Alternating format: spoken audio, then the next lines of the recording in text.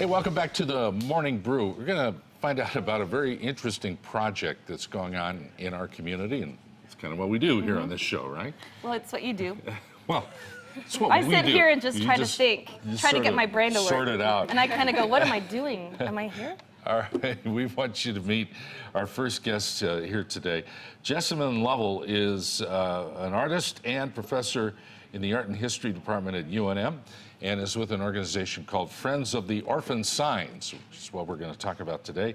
Elizabeth Shores is an artist and grad student in the Art and Art History Department at UNM, also with Friends of the Orphan Signs. Welcome to both of you. Thank you. I'm glad somebody's making friends with the abandoned orphan signs around Poor town. orphan signs. Yeah. Actually, I think this is kind of a neat idea. Let's explore it a little bit. What's the Orphan Signs program about? Yeah, so Friends of the Orphan Signs was actually found and established about 4 years ago by a colleague and friend, Ellen Babcock. And she's also a professor at UNM in sculpture. And she works with all kinds of different community members and students and artists to create art, usually visual, in abandoned signs all over Albuquerque. And she's been sort of focusing in on the revitalization of sort of empty and abandoned spaces in order to, use them for something a little bit more, appealing, not just visually, but also in concept. And that's kind of where we came in to the project. So far, I like the idea. I do too. I do too. But this is a little different take on it. You're using our other senses besides our visual sense to appreciate these orphan signs. Yeah, so the project that Jessamyn, Lovell, and I are doing right now is a solar-powered radio station in a abandoned billboard, which you can see here in this image. And it is on the corner of I-25 and Lomas. And we have a microphone that's picking up the ambient sounds of the lot itself, of the location. Yeah, so it's a self-contained unit that Liz created that we worked together on the concept to come up with. We wanted it to be self-contained so that it could just live and exist out on the sign like a sign would, just freestanding. Yeah.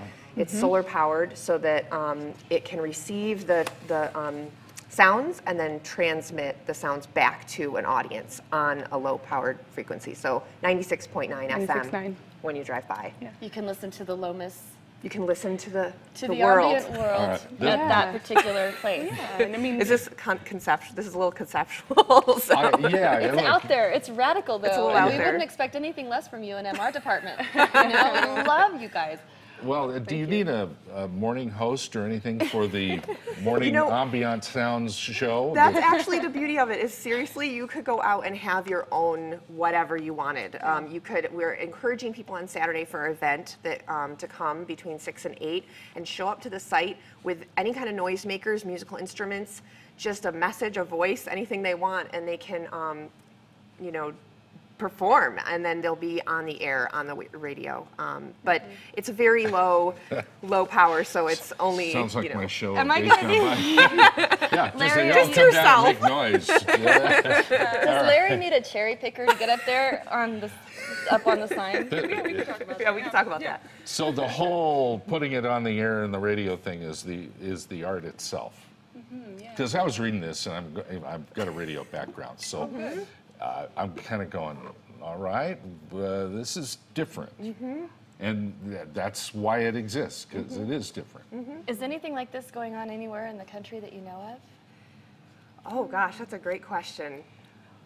I would doubt it. There's a lot of different artists who are using, FM transmission to, create a public space and to talk about, public awareness and community building. Oh yeah, I mean, radio has been used, especially in the past couple decades, like as it starts to phase out and become much more digitally on demand. You can hear things on as podcasts and digitally all the time.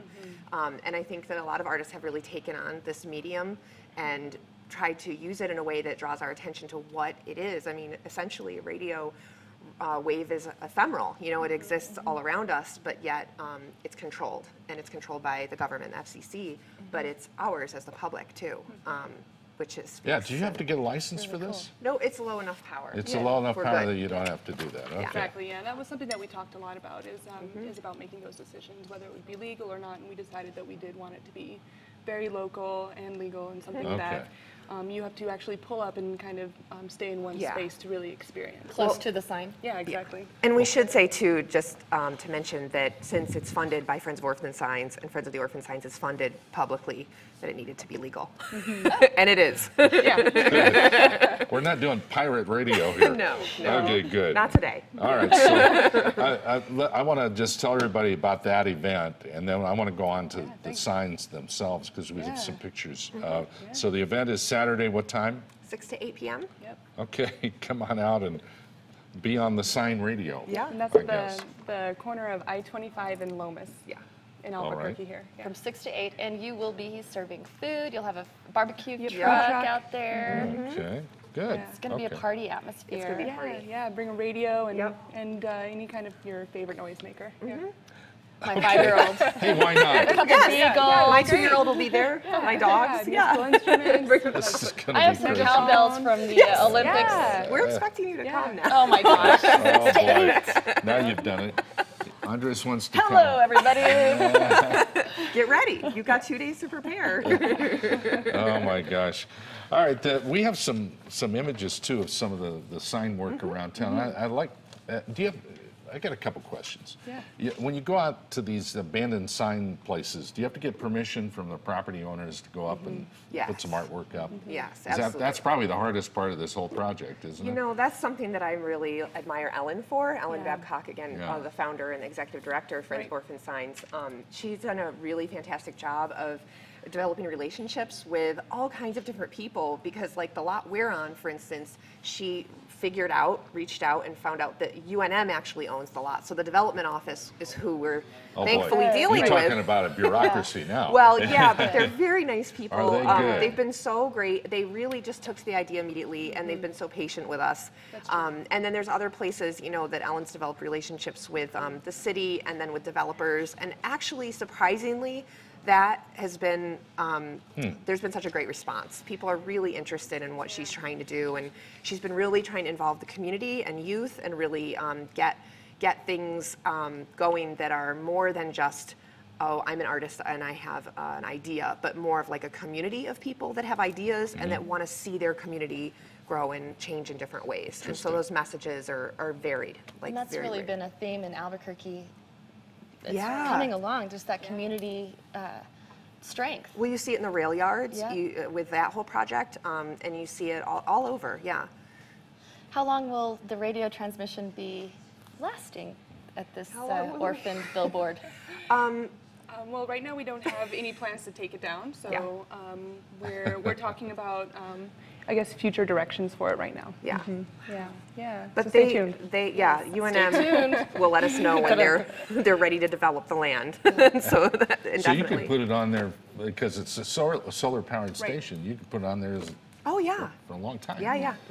So if you're driving by in 96.9 and you're tired Tune of it the in. commercials on the stations, listen to the wind and the traffic on 96.9. We hope that people will do that. That's exactly what we hope. Get a little piece of, who Your came up wind with and this traffic idea? station. I'm coming up with all kinds of Please. ideas here. Who came up with this, and how did this happen? What was the impetus with this? Or Oh, the project itself. Yes.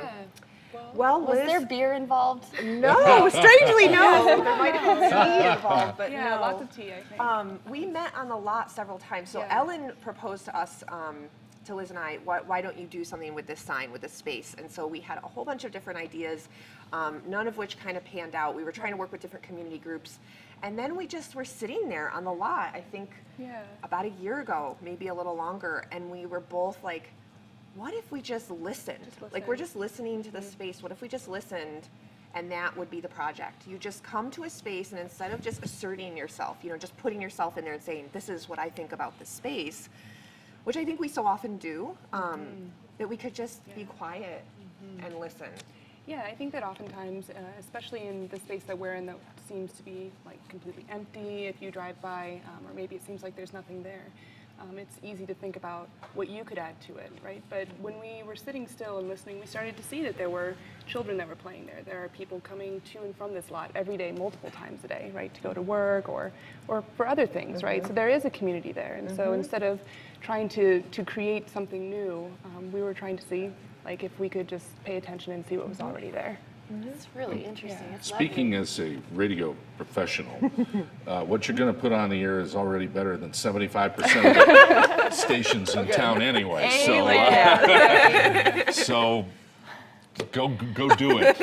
Well, Go do your wind transmission. With that, I think it's a very creative idea. Thank you for sharing it with us. Thanks for having us. Hey, that's why we're here. Great, thank you. We'll be listening. Great, We'll you be should. listening. I hope everyone will. 96.9 FM. There you go. Your traffic noise and ambient noise station. Okay, Jessamyn Lovell and Elizabeth Shore is with us here with Friends of the Orphan Signs program right in our community. I'm Larry, this is Amber, and we'll be back with more in just a moment.